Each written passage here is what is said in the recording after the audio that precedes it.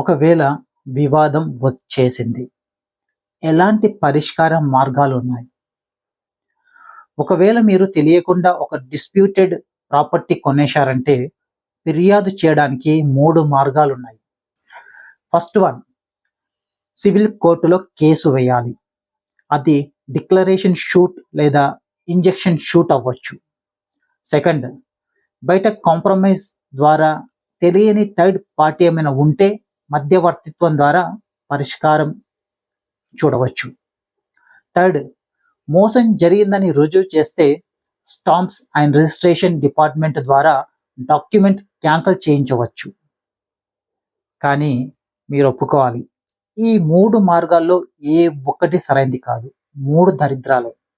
వీటి వల్ల కోర్టు చుట్టూ తిరగాలి, టైం పోతుంది, డబ్బు పోతుంది, మనశ్శాంతి పోతుంది. మీరు ఎంత మంచి ప్లాట్ చూసినా ఇది క్లీన్ ప్లాట్ కాదేమో అన్న సందేహం రానివ్వండి. ఎందుకంటే క్లీన్ ప్లాట్లో మీరు సొంతంగా ఇంటికల కంప్లీట్ అవుతుంది. కానీ డిస్ప్యూట్ ప్లాట్లో మీరు రోజు కోర్టు చుట్టూ తిరుగుతారు. ఒక చిన్న సందేహం ఉన్న ఆ ట్రాన్సాక్షన్ని నిలిపివేయండి. వకీల్ సలహా తీసుకోండి. ఎస్ఆర్ఓ లేదా ఎంఆర్ఓకి వెళ్ళండి. ఈసీ తీసుకోండి. క్లీన్ అయ్యాకే నెక్స్ట్ స్టెప్ వేయండి.